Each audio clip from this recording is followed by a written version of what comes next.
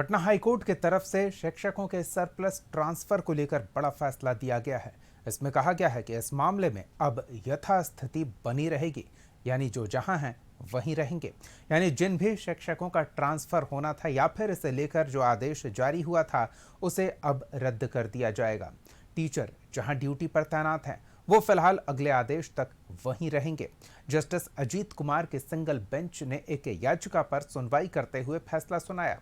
वकीलों ने तर्क दिया कि सरप्लस के नाम पर किए जा रहे ट्रांसफर की प्रक्रिया में कई तरह की गड़बड़ियां हैं, जिससे शिक्षकों को काफी मानसिक और व्यवहारिक परेशानियों का सामना करना पड़ रहा है। बिहार में शिक्षकों के ट्रांसफर को लेकर पटना हाईकोर्ट का एक बड़ा फैसला आया है। पटना हाईकोर्ट ने आज के अपने फैसले में शिक्षकों के ट्रांसफर पर रोक लगा दी है। सबसे बड़ा सवाल यही है कि सरकार की तरफ से तमाम दावे किए गए थे, ऐच्छिक ट्रांसफर की बात कही गई थी, लेकिन आखिरकार पटना उच्च न्यायालय ने इस पर रोक क्यों लगाई है। इस वक्त हमारे साथ बात करने के लिए याचिकाकर्ताओं के अधिवक्ता मृत्युंजय कुमार सिंह जी हैं, हम उनसे बात कर लेते हैं। आखिरकार आप लोग कोर्ट में गए क्यों जरूरत आन पड़ी कोर्ट में जाने की टीचर ट्रांसफर्स को लेकर? वैसे जो प्रक्रिया चल रही थी पोस्टिंग की, एक विद्यालय में 4 शिक्षक, मिनिमम 4 शिक्षक होते थे 1 to 20 स्टूडेंट्स के रेशियो के हिसाब से। अगर 1 से 120 तक हैं स्टूडेंट किसी विद्यालय में, प्राइमरी और एलिमेंट्री में, तो उसमें 4 शिक्षक मिनिमम रहेंगे। उसके बाद फिर शिक्षक स्टूडेंट्स और की संख्या बढ़ने पर शिक्षकों की संख्या भी बढ़ती थी। अब इस नए SOP के द्वारा उन्होंने यह कहा है कि जो पोस्टिंग होगा टीचर का एक विद्यालय में, प्राइमरी या एलिमेंट्री में, वो 1 से 60 स्टूडेंट्स के रहने पर मात्र 2 टीचर उसमें रहेंगे प्राइमरी स्कूल में। तो जो सरप्लस टीचर होगा, हाँ, वो सर उसी का ये फिर उन्होंने एक लेटर निकाला कि जो सरप्लस टीचर होंगे उनका हम दूसरे विद्यालय में जहाँ शॉर्टेज होगा टीचर का वहाँ हम पोस्टिंग करेंगे। फिर उन्होंने अपना प्रक्रिया स्टार्ट कर दिया था। अब उस प्रक्रिया में भी डिस्क्रिपेंसीज थे। उसमें जो 2 कंट्राडिक्टरी प्रोविज़न इन्होंने बनाया।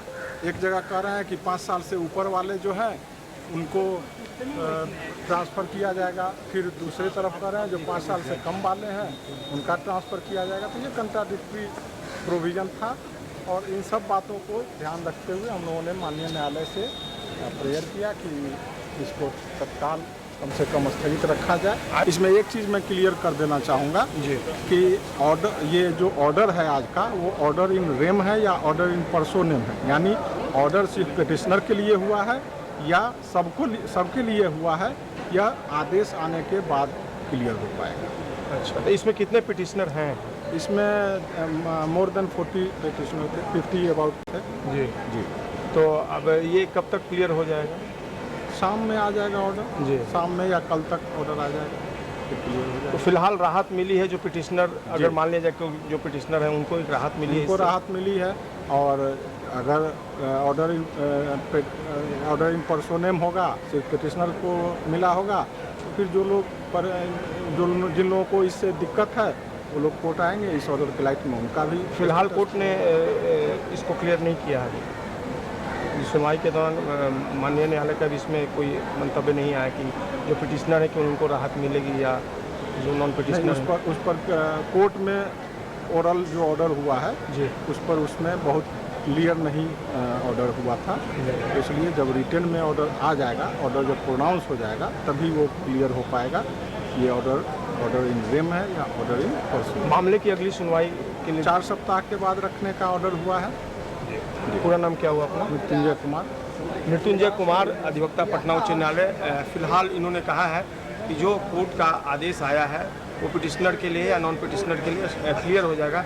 लेकिन फिलहाल सबसे बड़ी खबर यही है कि शिक्षकों की ट्रांसफ़र जो प्रक्रिया थी उस पर पटना हाईकोर्ट का एक बड़ा आदेश आ गया है और फिलहाल जो ट्रांसफ़र की प्रक्रिया है उसमें स्टेटस को यानी यथा स्थिति रखने का आदेश पटना उच्च न्यायालय की तरफ से आया है। कैमरा पर्सन कृष्णा के साथ संजय कुमार, कशिश न्यूज़। एक छोटा सा ब्रेक, जल्द लौटते हैं।